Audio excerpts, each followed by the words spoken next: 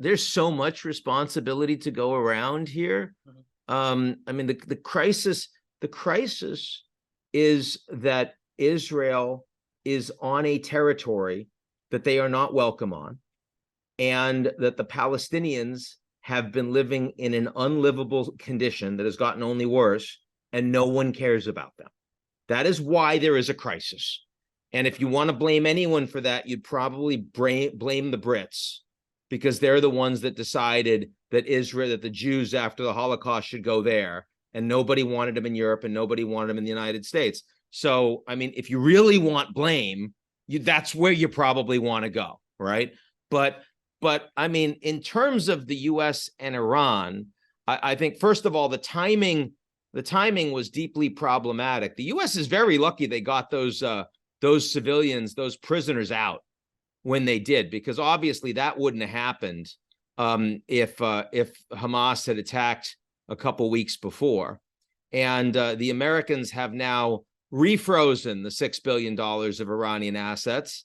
But best I can tell, the United States is not going to send those Americans back to Tehran. So that means we've got two administrations in a row that have reneged on deals with Iran that the Iranians have been compliant on. I mean, you had the JCPOA, the nuclear deal, and the Trump administration secretaries of state said they were being compliant, and Trump pulled out. And then you've got the $6 billion and the hostages coming over, and then they don't get the money. So, I mean, this is take an old American expression: fool me once, shame on you. Fool me twice, shame on the Ayatollahs. It may well be that if you're a leader of Iran, maybe you don't trust the Americans as much going forward. That is possible. That is possible. But I mean, who is responsible for the Hamas attacks? Well, I mean, Iran has been providing funding. They've provided military support, and they've certainly provided training for Hamas. So I don't believe that they orchestrated the attacks, but I don't think the attacks would have happened without Iranian support. So they're certainly complicit. I would not say that the Americans are responsible for that. I certainly wouldn't say the Americans have contributed to that.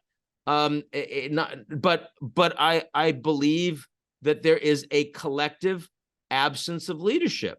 There is a collective indifference to the state of the Israel-Palestine conflict, to the lack of movement towards a sustainable two-state solution, and towards the deterioration of the living conditions of particularly 2.3 million Palestinians in Gaza.